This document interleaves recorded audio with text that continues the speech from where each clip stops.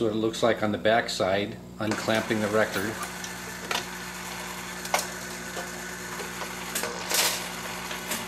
Clamping the next record.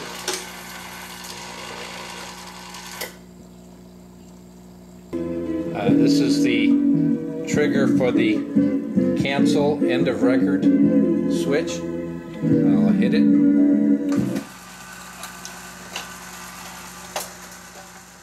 When a selection is made, one of these pins will pop up. So I'll simulate that now. Here's the pin popping up, and the arm will come looking for it. There, found it.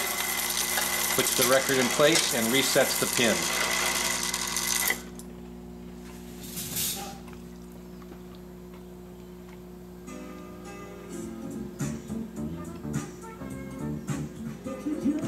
And we'll reset the record. Put it back down in place. I will select another record.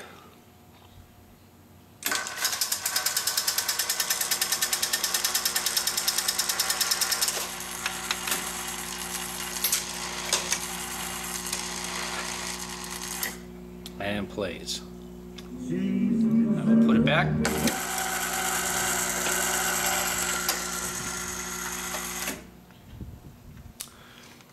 I'll select another one.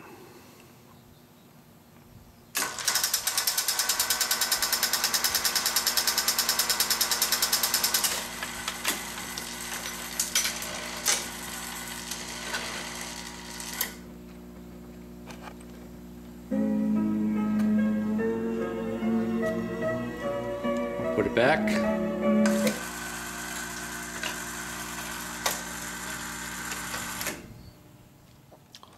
I'll put a dime in. Make a selection. How about D4?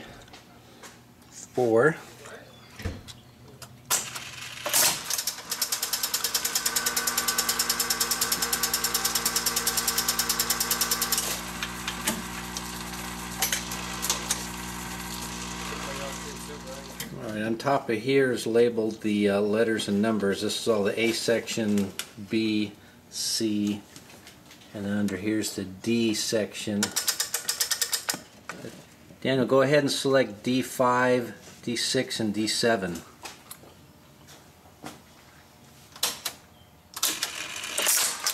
D5, now do D6, and D7. Okay.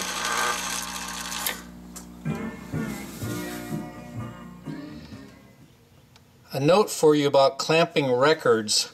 When a record is clamped onto the turntable, you see this little finger right here that's going all the way onto the record, a good 1/16, almost 1/8 of an inch.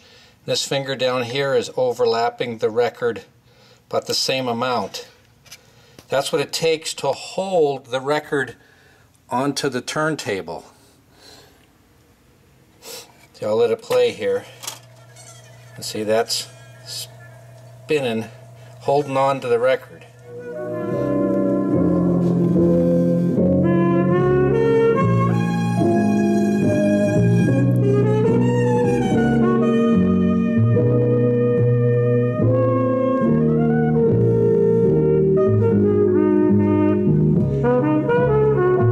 If I eject the record, it unclamps it and puts it back in. Some records, however, don't clamp properly. We're going to go select one to show you what I mean. See how it fell off? When that happens, you just have to eject the record. And it's just this one record that does it. Let's see if it'll do it on the other side. Going around to find it. Now here we go. Load from the other side. Okay, now that time it got it. I'll stop it. Take a look at it. It's just barely clamping. right there. You can see it's just barely grabbing on. When I put a dial caliper on the inside diameter, it measures about 6 thousandths or so, 7 thousandths under an inch and a half, 1.5. Alright, that's closer, but all the other records are measuring exactly at 1.5.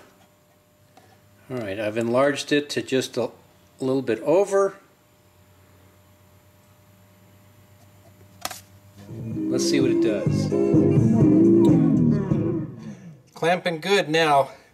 You can see that finger on both sides is well onto the record.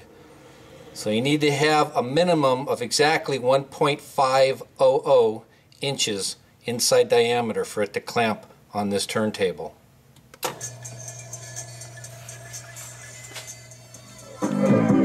Also, if the whole mechanism just ever goes dead completely, check this plate that I'm holding on to. This is a safety plate that when the record gets put back in, the magazine, if it doesn't go all the way down and this magazine starts to rotate, the force of the record touching on this and pushing it will stop everything, goes completely dead. Notice when I let go of it, starts back up again.